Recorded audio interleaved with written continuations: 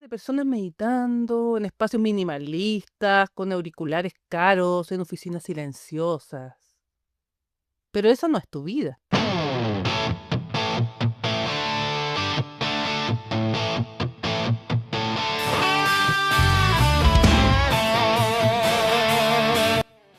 Si buscas flow state o estado de flow en internet, te aparecen imágenes de personas meditando en espacios minimalistas, con auriculares caros, en oficinas silenciosas. Pero esa no es tu vida. Tu vida tiene WhatsApp sonando, un jefe o cliente que necesita algo para ayer, tareas pendientes que se acumulan y probablemente alguien en tu casa que necesita tu atención. Y en medio de ese caos, se supone que tienes que concentrarte, crear, pensar estratégicamente y tomar buenas decisiones. Créeme que lo sé, porque yo soy madre que trabaja desde la casa y eso lo vivo todos los días. Así que hoy día te quiero hablar de cómo entrar, o intentarlo al menos, de entrar en ese estado de flow cuando tu contexto no es el ideal. Porque si esperas las condiciones perfectas, lo más probable es que vayas a esperar para siempre.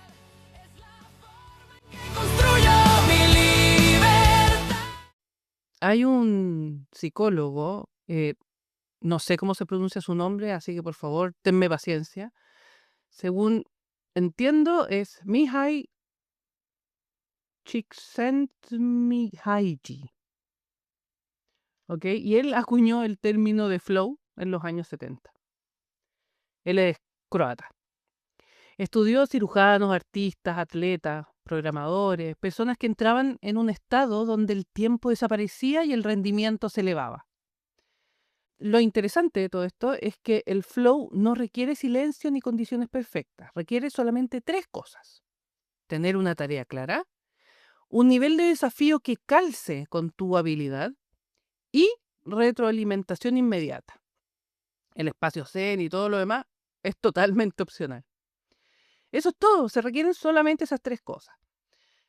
Si sabes qué estás haciendo, es lo suficientemente difícil para mantenerte enganchado y puedes ver si va bien o no, tu cerebro tiene las condiciones para entrar en flow. El problema es que la mayoría de nosotros nunca llega a ese estado. Algo típico siempre nos interrumpe antes de que se llegue a activar. El flow necesita bloques continuos de al menos 20-25 minutos para activarse. Ese es el tiempo que tu cerebro tarda en entrar en concentración profunda. Un estudio de la Universidad de California encontró que después de una interrupción tardas en promedio 23 minutos en volver al mismo nivel de concentración. Y eso lo he mencionado millones de veces en creo que casi todos los episodios. Así que piensa en eso. Si te interrumpen cada 30 minutos, nunca alcanzas a llegar al flow. Y en el trabajo actual, da igual si emprendes, si estás en una oficina o si trabajas freelance, de igual manera, las interrupciones son constantes. Tu contexto está diseñado para fragmentar tu atención. Tienes correos, los mensajes, las notificaciones, decisiones pequeñas que se acumulan. Todo eso ha sido un poco como pensando en que uno es multitasking y la realidad es que tu cerebro es imposible que pueda hacer multitasking. Por lo tanto, si tienes claro eso, es más probable que puedas llegar a ese estado de flow, no permitir esta fragmentación de atención.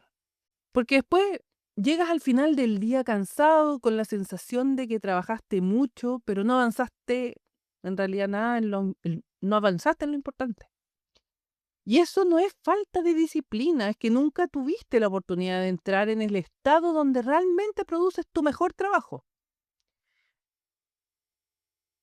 Y acá hay algo que me parece como importante mencionar. Cuando estás en el flow, tu cerebro consume menos energía, no más. Es como si entrara en un modo de alta eficiencia donde todo fluye. De ahí es el nombre. Es como cuando vas manejando un auto, por ejemplo.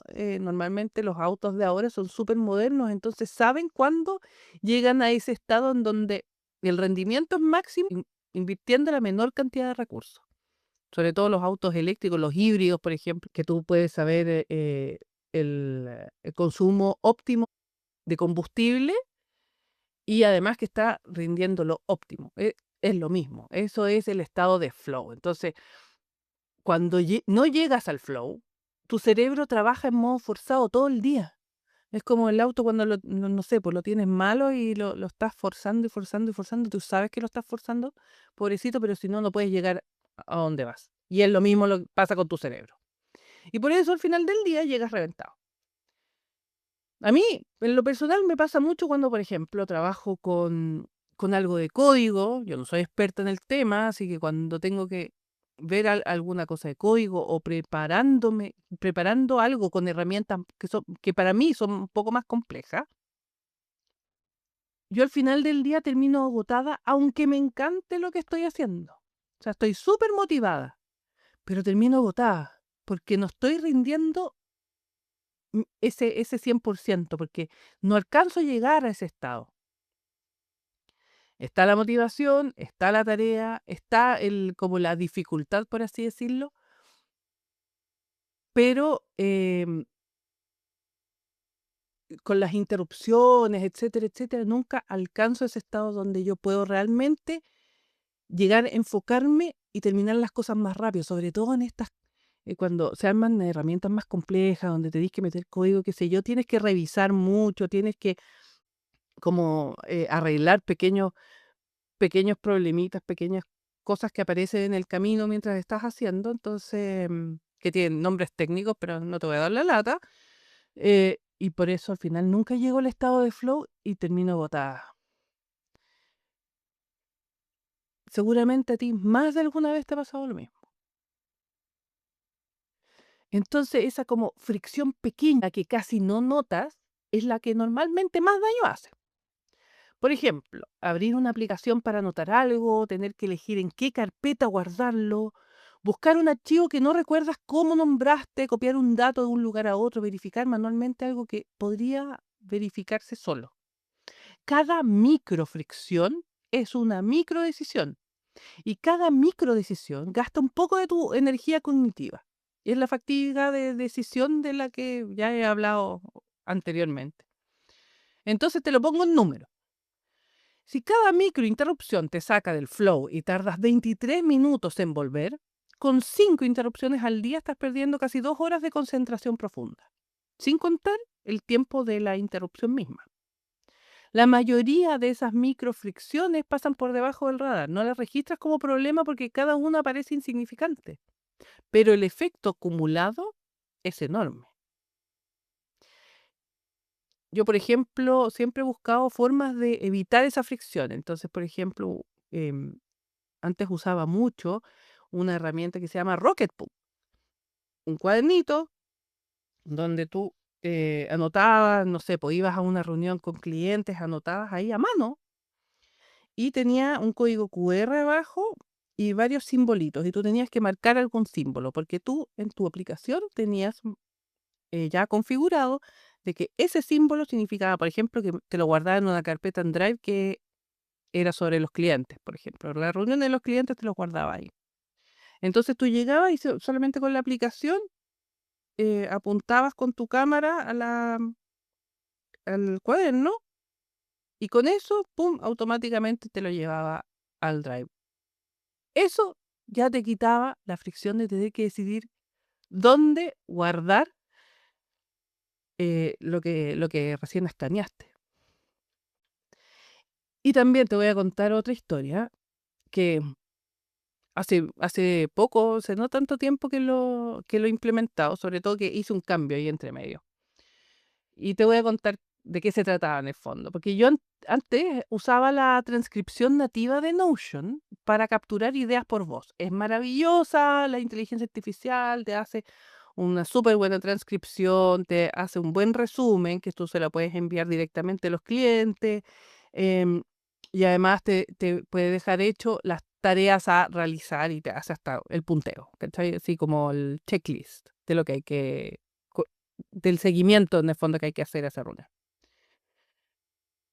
En la teoría estaba excelente, tú ibas y, por ejemplo, yo que uso mucho también las transcripciones para anotar ideas, pucha, anotaba ahí la idea, etcétera, y me la enviaba y me la dejaba, digamos, listo en una base de datos de Notion.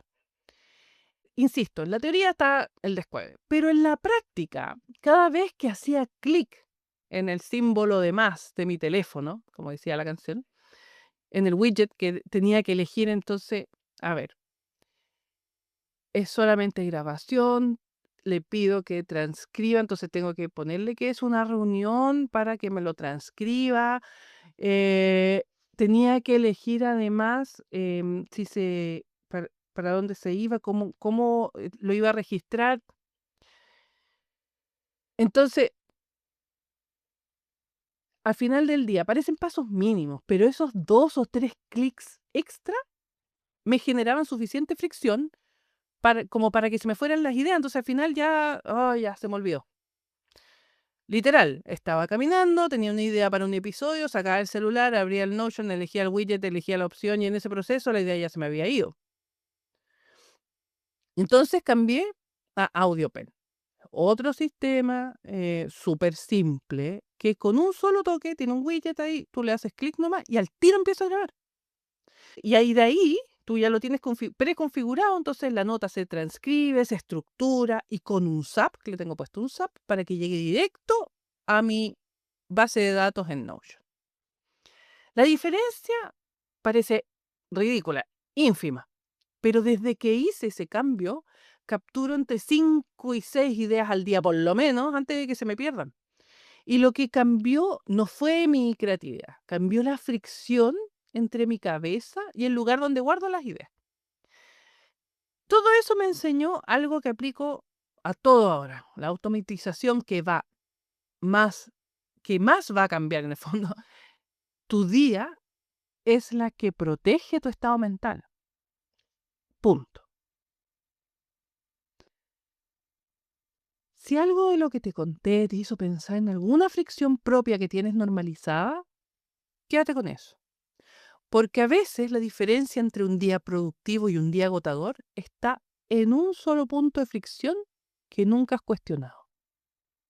De la urgencia falsa que me tiene rota, mayor bienestar, mayor éxito. Antes de continuar, déjame saber si te está gustando, siguiéndome y activando la campanita. Es que aprendí a diseñar.